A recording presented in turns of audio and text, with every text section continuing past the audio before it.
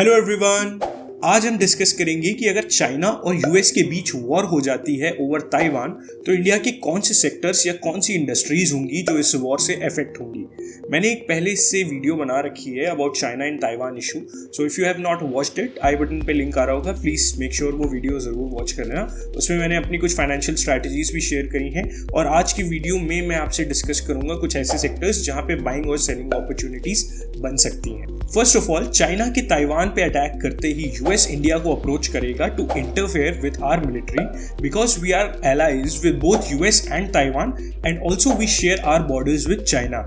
लेकिन अगर इंडिया इस वॉर में पार्टिसिपेट नहीं करता है तो यूएस हमें अपने अगेंस्ट कंसिडर कर सकता है और हम पे भी सैंक्शंस इंपोज कर सकता है just the way they did on Russia. और यूएस की हमेशा से ये फिलॉसफी रही है कि if you are not with us that means you are against us, and if we decline to participate in the war that can lead to a bitter relationship with US.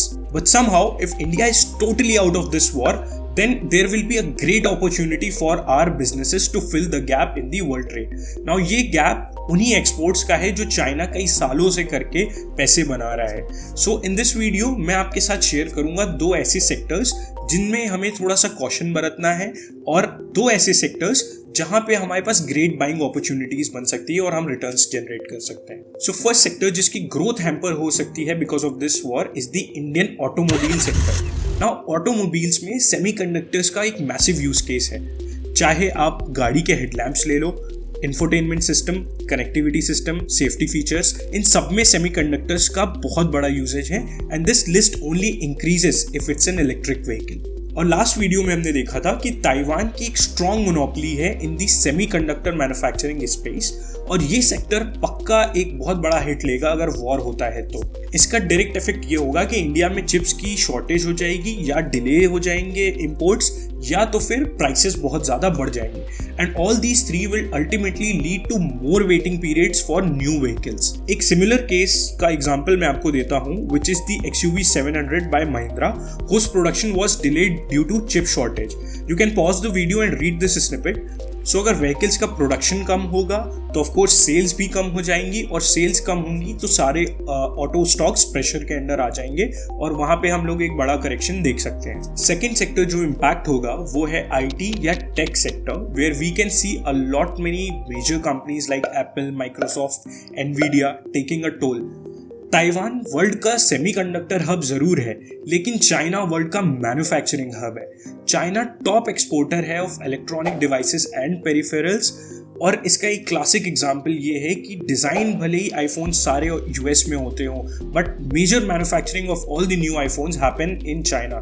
जो assembly होती है, जो manufacturing होती है वो सब China में होती है। नाउ वॉर की वजह से मैक्सिमम इकोनॉमिक रिसोर्सेस मिलिट्री को डेडिकेट हो जाएंगे और चाइना का इलेक्ट्रॉनिक सेक्टर काफ़ी बड़ी हिट ले सकता है and this can ultimately be a setback for Indian IT companies as well क्योंकि यूएस में जब चाइना से सप्लाई नहीं होगी ऑफ इलेक्ट्रॉनिक प्रोडक्ट्स, यूएस की ज़्यादातर कंपनीज जो हैं वो प्रोडक्ट बेस्ड हैं तो वो नए प्रोडक्ट्स पे काम नहीं कर पाएंगे एंड इंडिया की कंपनीज जो IT कंपनीज हैं वो बेसिकली इन्हीं यूएस की बड़ी बड़ी टेक फर्म्स को के कई सारे सर्विसेज का आउटसोर्स वर्क करती हैं। तो अगर प्रोडक्ट्स नहीं होंगे तो IT कंपनी सर्विसेज किसके अराउंड प्रोवाइड करेंगी।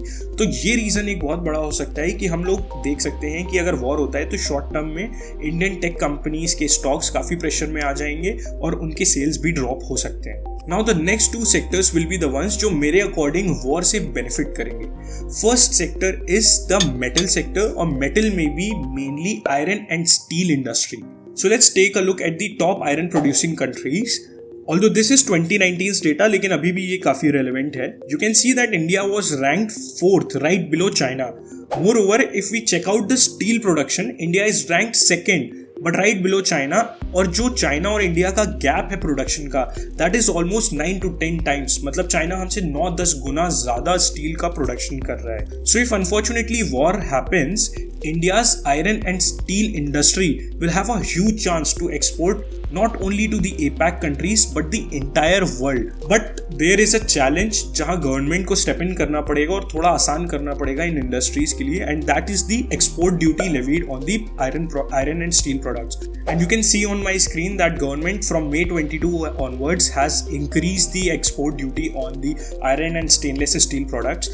तो इसको थोड़ा सा कंट्रोल करना पड़ेगा सो दैट ये इंडस्ट्रीज और ज़्यादा एक्सपोर्ट कर सके। Now second sector which is most likely to go up is the specialty chemicals. Now China की केमिकल इंडस्ट्री ने सारे नेशंस को अभी तक सरपास किया है और आप यहाँ देख सकते हैं दैट चाइना का जो ग्लोबल केमिकल सेल्स का शेयर है वो कंटिन्यूसली बढ़ता जा रहा है। इट वॉज 24% इन 2010 एंड 2018 में ये 37% हो गया। This is phenomenal growth guys, और चाइना ने कंटिन्यूसली फोकस किया है कि मार्केट की डिमांड्स के अकॉर्डिंग वो अपना प्रोडक्शन एनहांस करते रहें। लेकिन चाइना की केमिकल इंडस्ट्री ने थोड़ा अपना मोमेंटम लूज करना शुरू किया है बिकॉज चाइना की जो इकोनॉमिक ग्रोथ है वो थोड़ी स्लो हो गई है। And from this data we can take a look कि चाइना की जो प्रोजेक्शंस हैं for the next 2 to 3 years वो उनके जीडीपी इंक्रीज के प्रोडक्शंस हैं 6 to 6.5%, जबकि उनके प्रीवियस ईयर्स में उनका जो जीडीपी ग्रोथ हुआ है that is around 8 to 10%। Now India एक नेट एक्सपोर्टर है of specialty chemicals and this trend is expected to continue. ऊपर से चाइना में कई सारे लॉकडाउन्स इम्पोज हो रहे हैं, शटडाउन्स हो रहे हैं, और दूसरी डेवलप्ड कंट्रीज जो हैं उनके पास ये कैपेसिटी एडिशन करने का स्पेस नहीं है। तो यहाँ पे इन दो रीजंस की वजह से भी India is going to hugely benefit in the export market. So specialty chemicals एक सेक्टर हो सकता है जिसको आप जरूर चेकआउट कर सकते हो। नाउ एक चीज हमेशा याद रखिएगा कि मैक्रो इकोनॉमिक इवेंट्स सारे सेक्टर्स के लिए एक जैसा वर्क नहीं करते हैं, क्योंकि मार्केट में स्टॉक ऑपरेटर्स के पास इतना पैसा ही नहीं होता है कि वो एक टाइम पे पूरी मार्केट को ऊपर लेके जा सके। इसीलिए आपने नोटिस किया होगा कि कभी अगर कोई ऐसी डिवेस्टेटिंग न्यूज़ आती है तो मार्केट क्रैश जरूर करता है, बट जब मार्केट रिकवर करता है तो कुछ सेक्टर्स पहले रिकवर होते हैं, कुछ सेक्टर्स बाद में रिकवर करते हैं। इसीलिए अगर आपके पास सेक्टर रोटेशन की अंडरस्टैंडिंग होगी, यू वुड अंडरस्टैंड कि पहले कौन से सेक्टर्स ऊपर जाएंगे और फिर जब वो रन अप दे देंगे तो उसके बाद कौन से अगले वो सेक्टर्स होंगे जो आगे बढ़ सकते हैं। Look, war is devastating for mankind, growth and economy of any country. और ये डिस्ट्रक्शन जो होता है ये सिर्फ 1-2 साल की बात नहीं होती है, ये आने वाले दशकों तक रहता है। So we all hope कि none of the countries actually go to war. But अगर ये हाइपोथेटिकल सिचुएशन गलती से कभी सच हो जाती है तो मैंने आपको अपनी फाइनेंशियल अंडरस्टैंडिंग, अपना फाइनेंशियल पर्सपेक्टिव दे दिया है, और मेरे अकॉर्डिंग ये सेक्टर्स हैं जो ऊपर जा सकते हैं, ये सेक्टर्स हैं जो नीचे जाएंगे। तो इसी लाइंस पे आप अपनी रिसर्च कंडक्ट करके बाकी इंडस्ट्रीज़ के बारे में भी पढ़ के सीख सकते हो।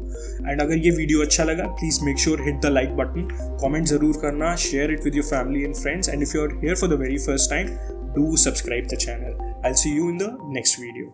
Bye bye.